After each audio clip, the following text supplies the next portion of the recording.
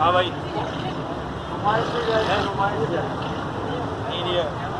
جی السلام علیکم ورحمۃ اللہ وبرکاتہ۔ پاکستان پہ اللہ تعالیٰ کا عذاب آنے والا ہے اور امت مسلمہ ہے کہ خواب غفلت سے جاگنے کا نام لینے کو تیار نہیں ہو رہی ہے۔ سورہ بنی اسرائیل آیت نمبر 57 کا ترجمہ ہے کہ کفر کی کوئی بستی نہیں مگر یہ کہ اللہ تعالیٰ اسے روز قیامت سے پہلے تباہ و برباد کر دیں گے یا اسے سخت عذاب دیں گے۔ یہ کتاب میں یعنی لوح محفوظ میں عرش عظیم پہ لکھا ہوا ہے۔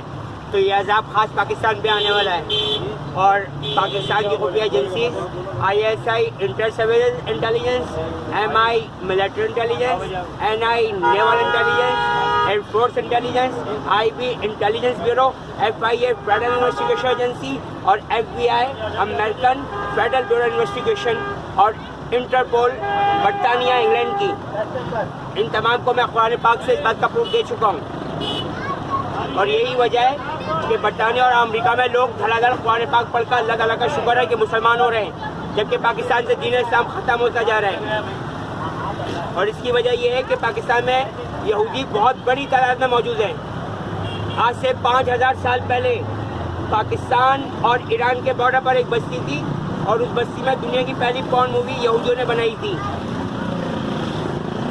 اور اس بستی کو 3 بار جلایا گیا تھا۔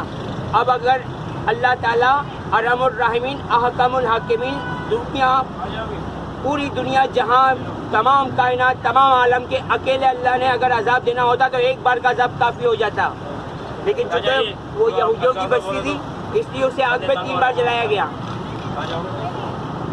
اور یہودیوں نے بڑی چالاکی سے مسلمانوں کو پیپسی کوک پر لگا دیا ہے۔ پیپسی کوک میں ہارپک کا تیزاب بھی شامل ہے اور شراب بھی ملائی گئی ہے، جبکہ پیپسی کے برج پر تبارک الذی 29واں پارہ سورہ دہر آیت نمبر 13 شمسم ولا زمہریرہ جہنم میں ٹھنڈک کے عذاب کی تصویر بنائی گئی ہے۔ اور یہ کہ میرے والد صاحب نے 2006 کے بم بلاسٹ میں نمائش نشتہ پہ بڑے بڑے علماء کرام کو شہید کروا دیا تھا۔ اور یہ کہ آج کے جو بڑے بڑے علماء کرام اور مفتیان کرام اور علامہ حضرات ہیں یہ سارے یہودی ہیں۔ ISI کو میں اس کا پروف دے چکا ہوں انہی کی مسجدوں سے تصویریں اٹھا کر،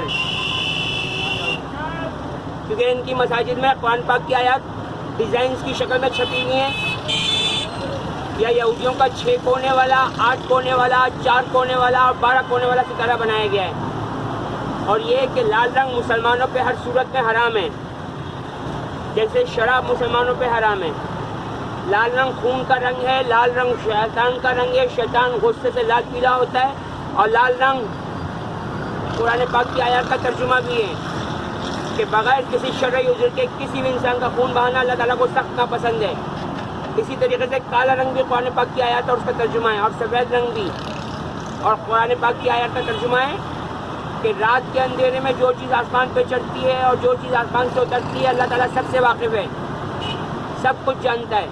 اور پھر دوبارہ کالے رنگ کا ذکر آ رہا ہے اور سفید رنگ کا بھی، کہ صبح کی سفید دھاری رات کی سیاہ دھاری سے الگ ہو جائے تو روزہ رکھ کر اس کو اس کے وقت تک یعنی مغرب تک پورا کرو، مغرب کی اذان تک، جب سورج غروب ہو جائے ڈوب جائے۔ تو یہاں سفید بھی آ گیا اور سیاہ بھی آ گیا۔ اسی طریقے سے پیلا رنگ بھی قرآن پاک کی آیات اور اس کا ترجمہ ہے کہ اللہ تعالیٰ کی رحمت سے کوئی نا امید اور مایوس نہیں ہوتا مگر کافر، مشرک، منافق، مرتد، شیطان سے پجاری اور یہودی۔ اور یہ کہ ISI چیف کو میں نے اس بات کا پروف دیا تھا 2018 میں اور 19 میں کہ قرآن پاک کی سورہ نور سے میرے بارے میں آیت غائب کروائی گئی ہے۔ اسے مجھے نہیں معلوم تھا کہ میرا پورا خاندان مسلمان کے بھیس میں یہودی ہے، مجھے یہ بات 2023 سے معلوم ہوئی ہے۔ اور یہ سارا کام عمران خان کروا رہا تھا، یعنی کہ پاکستان تحریک انصاف کا عمران خان اور ہماری یہودی کمیونٹی کی شوکت خانم کا بیٹا، اور اس کا جو گھر انڈیا جلندھر میں ہے اس گھر میں مینڈک بنا ہوا ہے جو قرآن پاک کی آیات اور اس کا ترجمہ ہے کہ اللہ تعالیٰ نے یہودیوں پر ان کے ظلموں کے سبب مینڈک کا چیچڑ کا لہو کا عذاب نازل کیا تھا۔ اور یہ کہ ایک حدیث موجود ہے کہ دنیا میں پیدا ہونے والا ہر بچہ دین اسلام دین فطرت پر پیدا ہوتا ہے. تو اللہ تعالیٰ کا شکر ہے کہ میں مومن مسلمان ہوں. اور میرے بارے میں ایک حدیث بھی موجود ہے اور تمام مومن مسلمانوں کے بارے میں بھی کہ مومن کی مثال ایک جسم کی سی ہے. اگر اس کے جسم کے کسی حصے میں درد محسوس ہو اگر اس کے جسم کے کسی حصے میں درد ہو تو اس کا پورا جسم اس درد کو محسوس کرتا ہے. تو یہی مثال پوری دنیا کے مسلمانوں کی ہے. تو پاکستان میں جو یہودی موجود ہیں وہ بڑی مہارت سے پیسہ اسرائیل فنڈنگ کر رہے تھے. اب اللہ تعالیٰ کا شکر ہے کہ میں ان کا راستہ رکوا رہا ہوں. اور یہ کہ وسیم اکرم سنگھ کا سلطان بھی یہودی ہے. اس کی کمپنی کا نام GBOB ہے. اور اس حوالے سے یہودی کی کتاب میں نے پڑھی تھی, اس میں کہا گیا تھا کہ یہودیوں کو یہ ہدایت کی گئی ہے کہ اپنی کمپنی کے نام میں چیل ارمن شامل کرنا ہے. اسی طریقے سے انضمام الحق اس کی شاپ کا نام ہے, جو گارمنٹس کی اس کی شاپ ہے کلاتھس کی, لیجنڈ آف انضمام الحق. تو لیجنڈ میں بھی GR ہے. اس کا بھی پروف میں آرمی چیف کو دے چکا ہوں. میں دے چکا ہوں. ہاں کوئی مسئلہ نہیں, اللہ خیر کرے گا. اور یہ کہ شاہد رفیع خان جو 9/11 کے واقعے کے وقت وہاں پر موجود تھا, تو اس کی کمپنی کا نام ہے فلیکسن گیٹس. اور گیٹس پہ بھی GR ہے, جس کا بل گیٹس پہ G آتا ہے, کیونکہ بل گیٹس بھی یہودی ہے اور شاہد رفیع خان جو پاکستان کا پٹھان یہودی ہے.